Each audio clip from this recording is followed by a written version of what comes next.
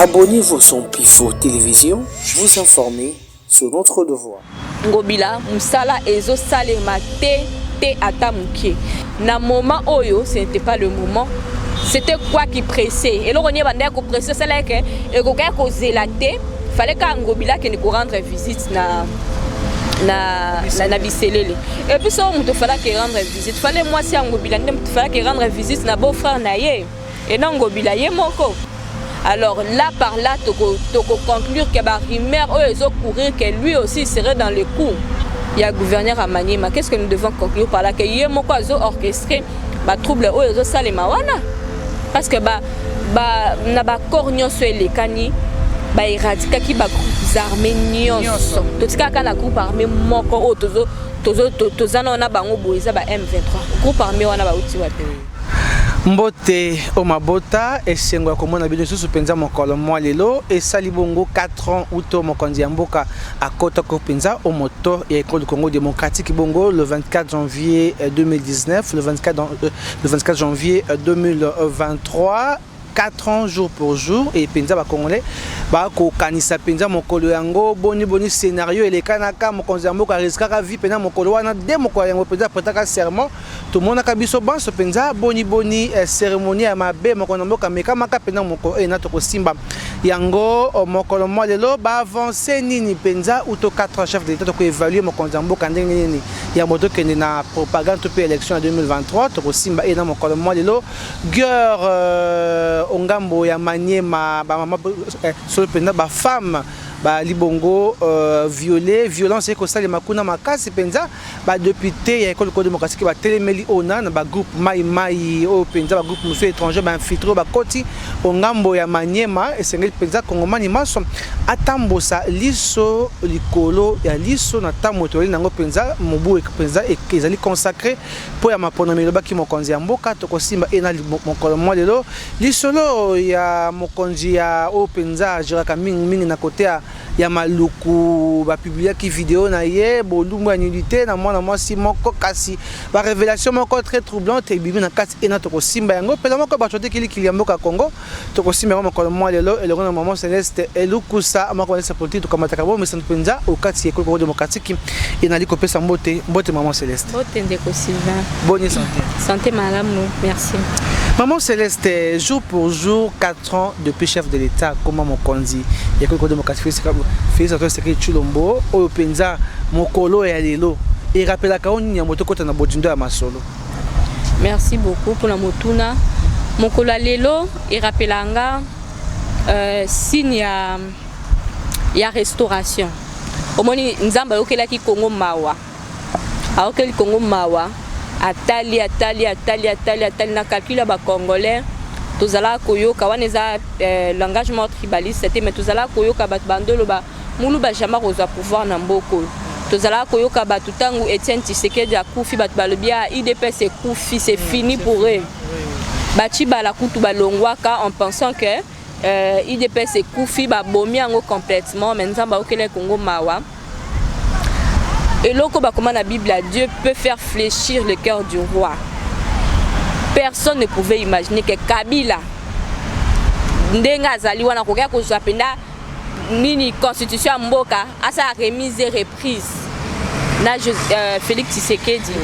mutu oya IDPS oya combattait des années et des années. Ba kokia ko ndima te ba tebele bandomo nango lokwa théâtre jour wana moi je me rappelle tozana ba donc tozolela ya émotion ya sengo ya komona ndenge mboka ezalaki libéré et komona biso moko soto sa moi bilan ya mokonza mboka moi bilan moko mukie tango azu pouvoir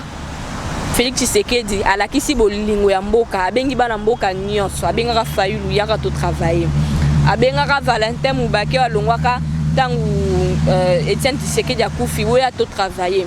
à travers qui peut na FCC. Abenga Moïse Katumbi, abenga il a rassemblé tout le monde.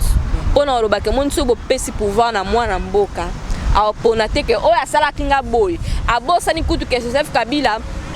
batumba batu vivant na IDPS. Félix Tshisekedi atalaki yangote. Abengi batu nyonso lobito travail. Mais loko la bango bazana bango batamiyibi batabakanyaka bazaka na ba mentalité mabe yango wana Félix Tshisekedi azaki obligé akabona na FCC po bino moko bomona ki ke FCC bayaki na bazaki na ba agenda caché na bango banda ko sala pona ba faire échouer mandat à Félix Tshisekedi azaki obligé de se séparer na bango, même pas que malgré que ba se séparer qui politiquement tomoni bango pe kaka bango na pe bazo continuer ko financer ba kombe bimia na ba recherche salemi na FBI na service à renseignement na biso ba kombe bimia ba député na biso o ba financaka ba groupes armés wana to lobela ngo pe na ba mission plusieurs fois, malgré que ba longwe na ba poste politique bazo sala souté mais bazaka ka ko financer ba groupes armés na bango, tout ça pour na ko empêcher Félix Tshisekedi a ko accomplir mission na ye o azalaki nango pour na mandat o, mais malgré ça ça ne l'a pas empêché de faire le travail parce que des années tout le monde na mandat à Félix Tshisekedi balongo libiso embargo na mandat Félix Tshisekedi tomoni ndenge mboka et comme il reconstruit tomoni des années salaire ya ba militaire ya ba policier tikala ko matate salaire et mati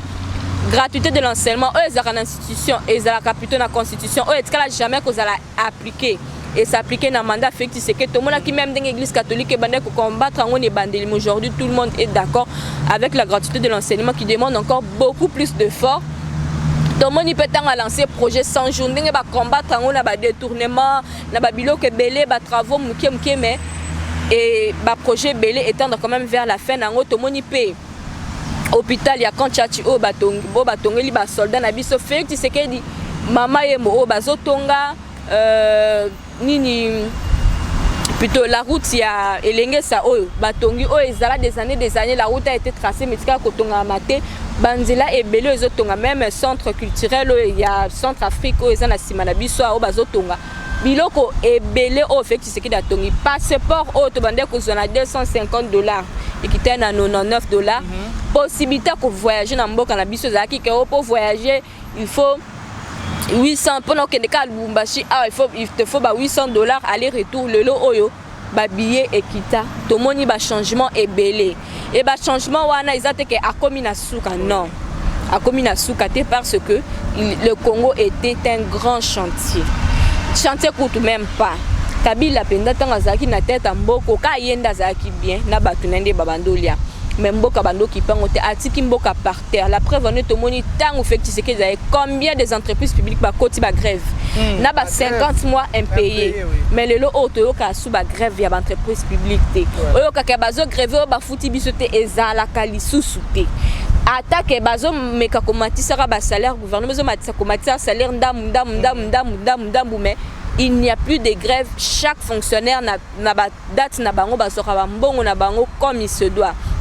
Et nous sommes na longonya makasi na chef de l'État parce que na ba condition oyo na bosani pe Covid-19 oyo et frappa qui monde entier tout le monde même ba entreprise et belé na ba mboka msusu kanga ki ba crise économique ya makasi mais avec malgré Covid-19 Félix Tshisekedi a tenu à kambi mboka oyo pe lelo oyo azo continue à kokamba azo bundape azo l'accepte vraiment que aza vraiment des pères et des mères pe azala ki na bato ba comprendre ki ne bandelité lelo to comme na ba langage bato comme ko changer ba comme ko comprendre que au moni mutoyo à cause na ba mabene msuto ko ki ko reprocher mais ce monsieur ici Nzambe atinda que pour aya ko restaurer ko bongisa Congo ko tika ngo ko pesa ngo moi valeur na libanda lelo o ba congolais na biso ba comme pe na valeur à libanda parce que Félix Tshisekedi a compris sa valeur wana. A compris sa valeur au Congolais ba perdre qui au tozalaka nango na heure à Mobutu au Congolais ba perdre pendant pouvoir à 18 ans au a compris sa valeur wana. Biso mo bino moko bozomo na ba quand jambe au bazo tia Félix Tshisekedi même pas ba na mboka même pas bato bazali bando baza infiltré mais grâce à Nzambe a kolonga pe a ko silisa ko imprégner ba projet na union saza nango pour la République démocratique du Congo. Alors on a aussi un bana nyonso Congo hormis le fait à okende na maponami prochain pour la voter chef de l'État tout ça rappelle chef de l'État na biso na mabondeli c'est très important pourquoi na zolo baboui ceux qui osa congolais osa des pères et des mères et chaque Félix Tshisekedi ezaka échec na mon côté zape échec ya biso nyo ba congolais parce que azong ça sera échoué azong sibso sima donc fait tu sais que dit tozana devoir ya ko soutenir ye pour à réussir pour biso peto se retrouver pour peuple et se retrouver donc ce qui fait tu sais que dia à réussir honneur wane ko zaka ya ye mon côté zape pe ya biso ba congolais so na ke libana na beti tolo tu viens d'où je viens du Congo bah bien oui vous avez un président wana Saliboé c'est ça eza honneur ya biso nyonso na sengi na bana nyonso Congo to sambela pona mokonza mboka na biso nzamba batele apesa toujours intelligence a éloigner pe pembeni na ndenge biso to moni batno so mabe batno so ba ki pona ko sala ba faire na bango batno so ba ki pona ko sunga yete na bosani pete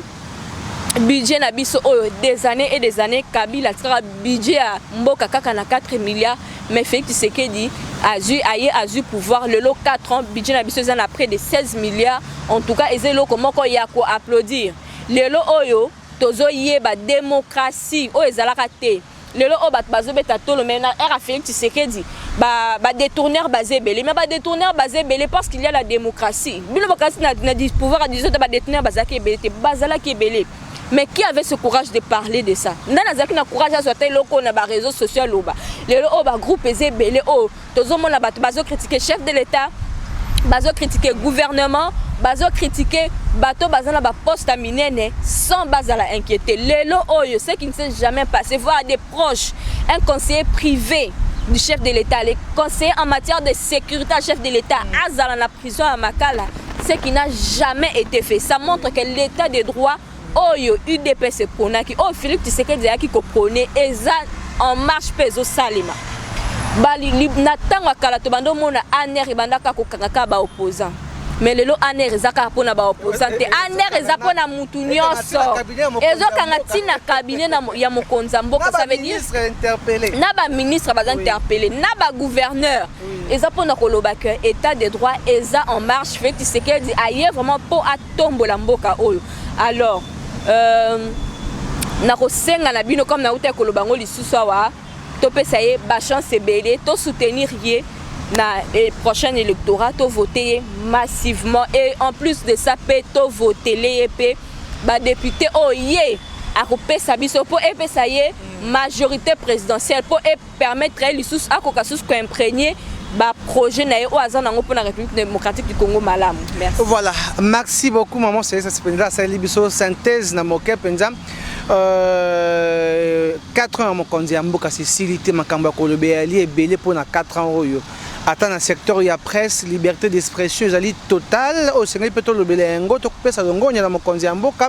na ba secteur ebelé ba avancée significative et ezali penza non seulement l'éducation mais un peu na kati ya ba administration to moni penza boni ba changement et ça na kati ba entreprise puis to bi véritable entreprise ebelé or na kali tambola ki beko ça penza ko be ko tambola na lolenge esusu toko lobelango pena poso e mapenza 4 ans mokonzi mboka uto akota ki moto maman Céleste vidéo circulé va publier mokambi o pena kambaka mingi la police na ngambo ya maluku kuna ba circulé ba spéculation bimi ebele il est remplacé par un Rwandais qui mafia qui complot contre un Congolais pour que toujours maman Céleste ko yipenda ko expliquer likambo e na boni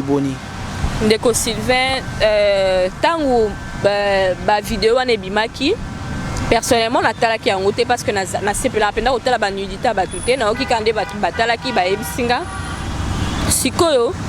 ngeloko ya tiraki attention nanga eza lettre oya police nationale na biso oya suspension na ye na lettre ba comique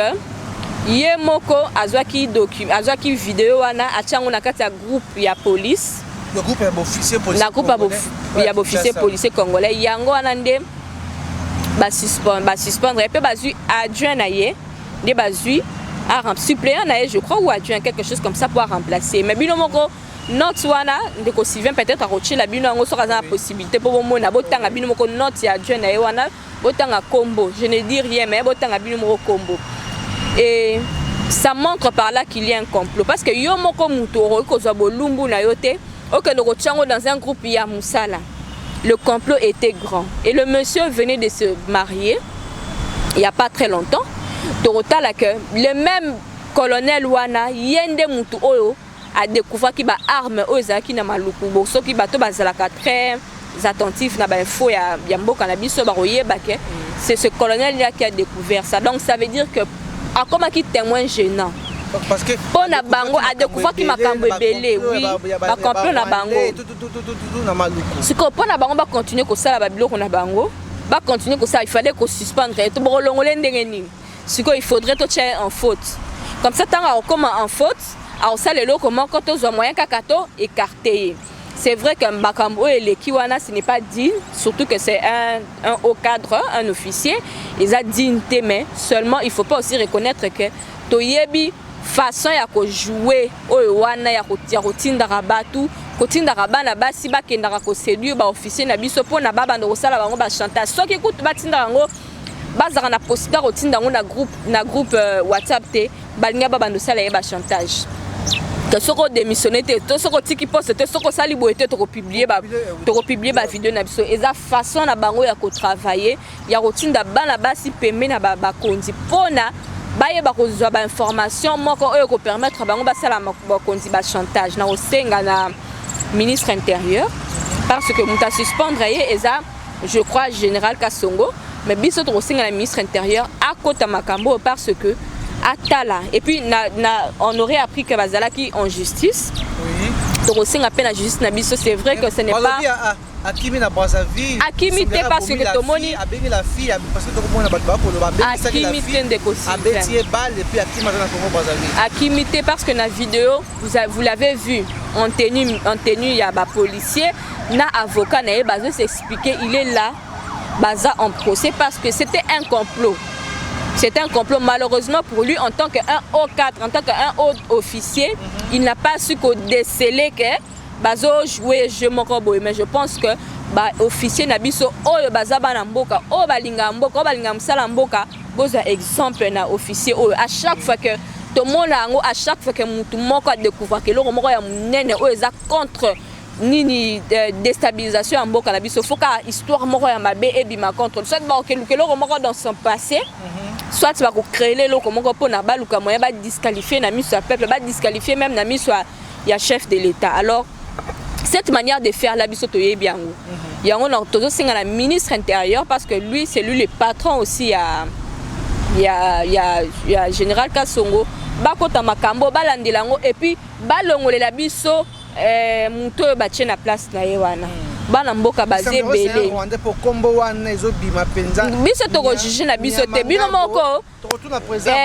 kombo yango bino moko bo juger kombo wana mais biso tozo singa kaka ke pourquoi bazuka radio na été bazwa mutu mususu na police oyo pas za compétent o aza mwana mboka bakende ko tia remplacer colonel wana o asali pourquoi bazu radio na c'est là où c'est un peu louche ça se voit que c'est un coup monté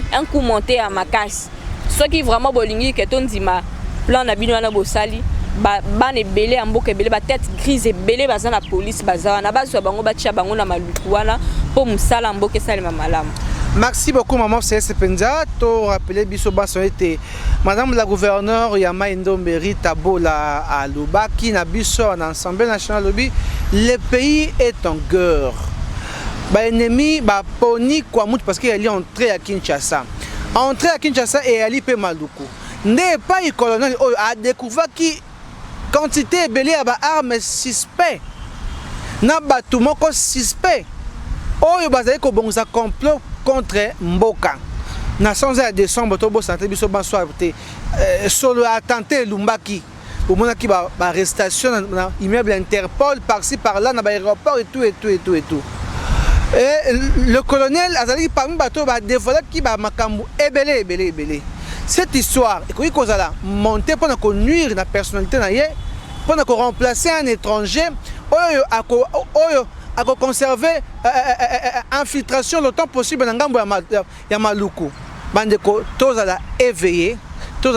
Seulement comme l'a dit maman Céleste ici tout à l'heure que non ezali eloko oyo ya ko se planer ngote comme na papa na moi si ba ko sala makambo na sima bongo to publier ngo et comment ezali likambo ya malamu te pour la femme to condamner makambo wana parce que ezali moi si nde mutu abimi victime ya makasi koleka mais maintenant na ngambo ya papa c'est que to ta makambo na ba volé ebele kaka exemple moko to pesibino ezali oyo ya koloba que non papa a comme qui témoin gênant Pourquoi? Parce que abimisa qui complet à mon nene oh zéro ça ma compte en boko ngambo ya maluko donc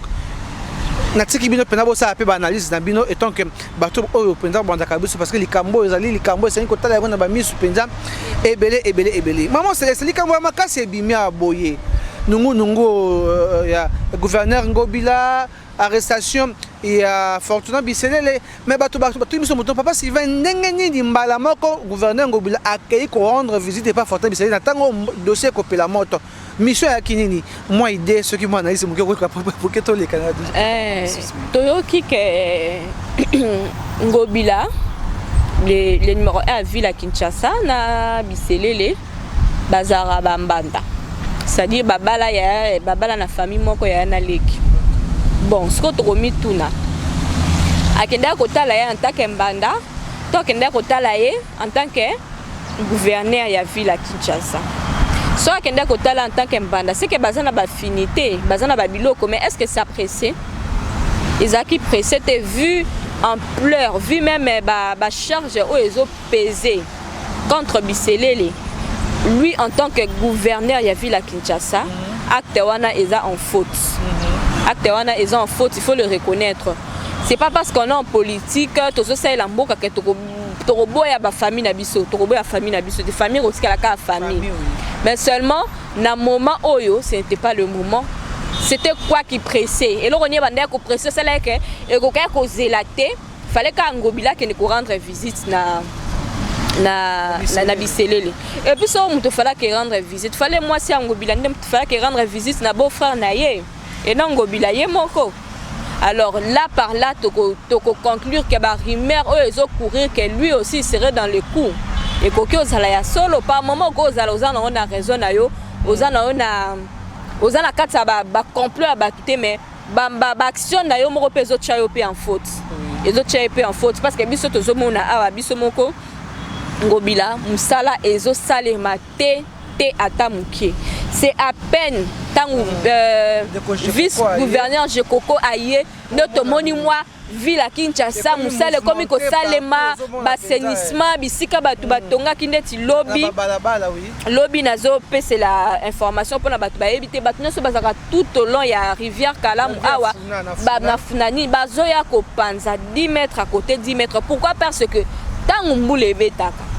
ba érosion et ça les makabatu bakufaka mais bisiko bozo tonga na bokoki ko tonga te to mona ki même kuna na moni na changu ba vidéo en tout cas longonya makasi na vice gouverneur Jekoko ndenge bazongi si ba mama na ba wenze ba longoli bango na nzela parce que comment bino bokoki oteka à 1 mètre sur la route ba mama bazoya koteka il suffit que mutuka moko moi frein sili c'est fini à ramasser bato bela après comment oh ba lekisi bato bakufi oh gouvernement mboka ezo sala te mais pendant que biso moko toza instruit et peuple faut à s'instruire aye bandenge nini place nini na koki kotia makolo place nini na koki kotonga mboka j'aurais même appris que même kaka na nzela wana biloko nyonso etalemi na era Kabila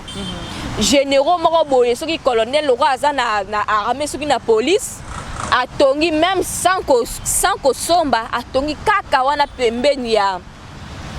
rivière wana bisika oh faut pas kotonga ndako na ye pe bakobuka en tout cas coup de chapeau na vice gouverneur Jekoko pona musala o azo sala tomoni vraiment changement na yo tango koti na kati ya gouvernorat ya capitale ya mboka tomoni changement Ngobila il est là pour tambolaka na ba cortège na ye pa yembela mokonzi ya mboka biso toza ngo posta te biso na posta ndi ya musala en tout cas coup de chapeau mais nzembo beton na beton nzembo kitoko oh nzembo kitoko oui mais biso toza na posta Ngobila sa musala yaza chanteur te ba chanteur bazela ko ka ko zanze mwana pesi ba chanteur a produire en boyebela mokonza mboka yaza chanteur te aza gouverneur à ville à Kinshasa il faut asa musala na ndenge longo bani et to monique abando sa musala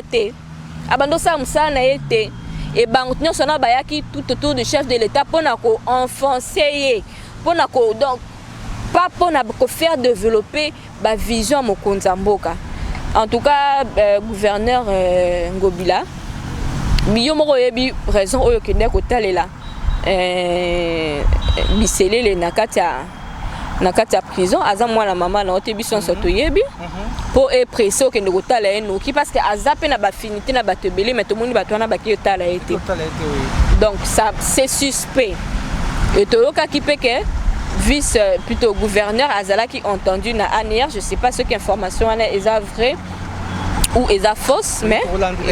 Lango Azala qui entendu na ANR tozo zelapé en tout cas en passant na pe s'appelle Longonia na ANR parce que basali musala oui en tout cas ceux qui basala musala na bango ba pesa biso mbongo te biso tokoya awa toko féliciter en tout cas coup de chapeau na service à renseignement mboka na biso bosali musala et j'aurais même appris que même batu nyonso baza nommé na cabinet chef de l'État il y a eu des enquêtes approfondies sur chacun d'eux pour na ba ko nommer bango en tout cas coup de chapeau toko singa pe de même na ba prochaine nomination ezoya ndeti na gouvernement ou na remaniement ko salema boye ba ko enquêter ce n'est pas tout le monde que ata mutanga az influent a oumela la politique so kaza na ba antécédent écartez nous ces gens pour le bien de la République en tout cas coup de chapeau na mokonzi numéro 1 il y a ANR en tout cas pour le travail abattu ola qui c'est vraiment koza mwana mboka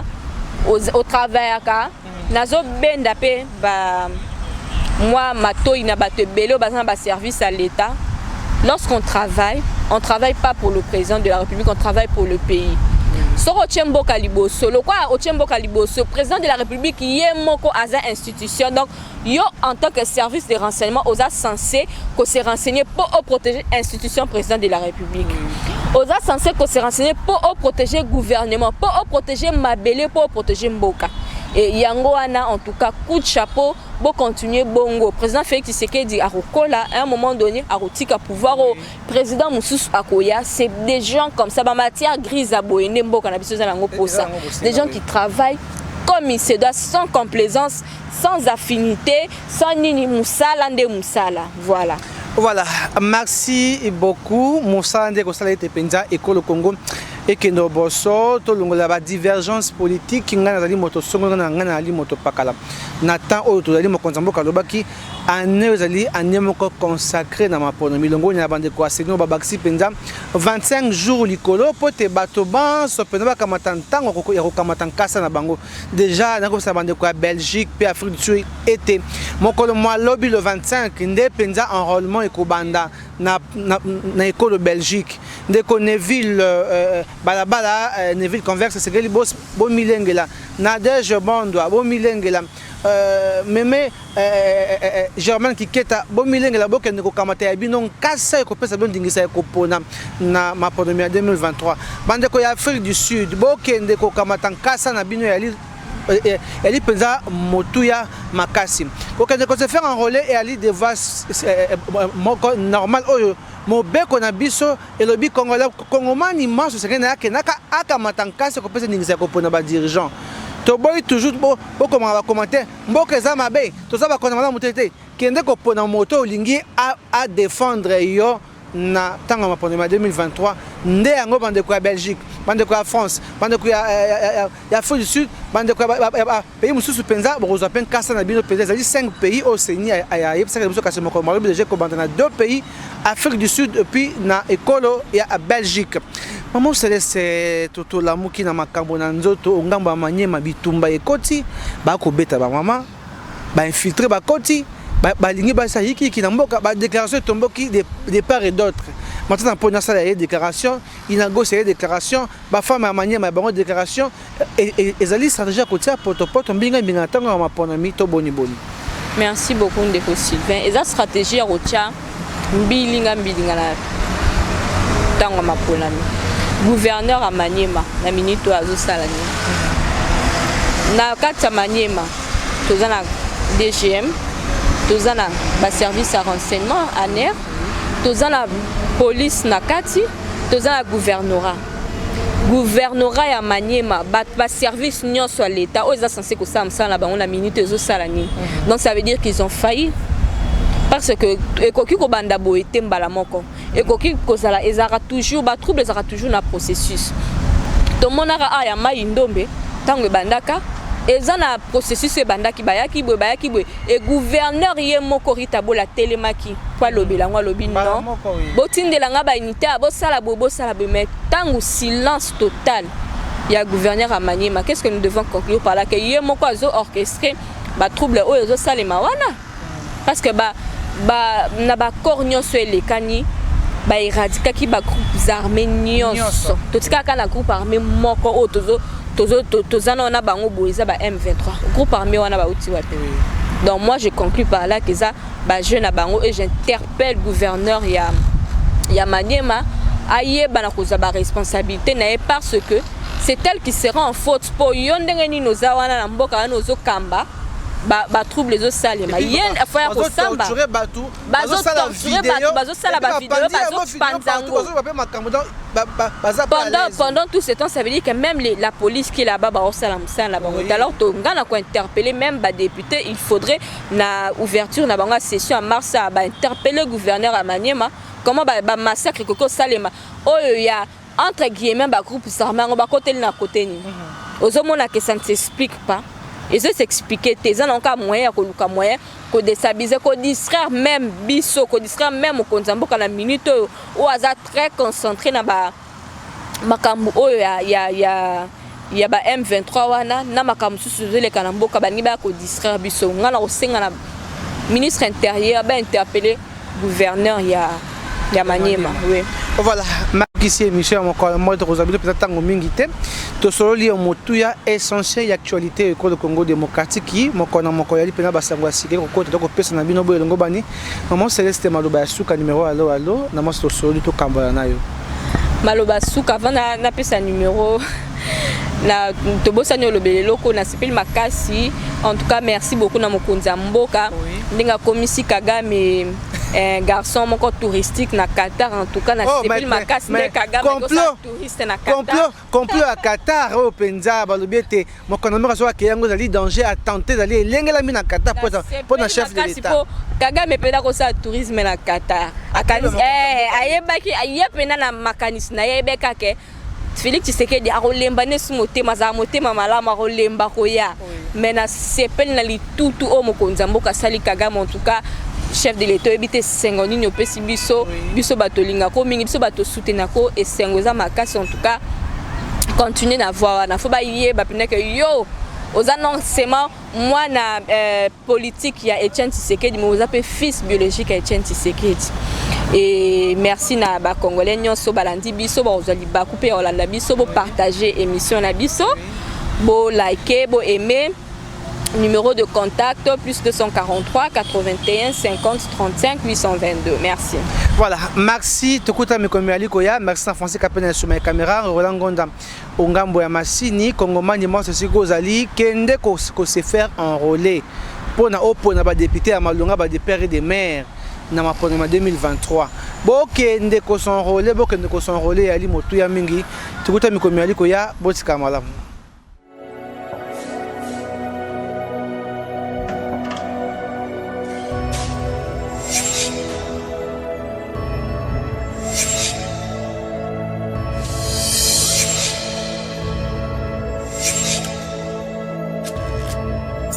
Abonnez-vous sur Pifo Télévision, vous informer sur notre devoir.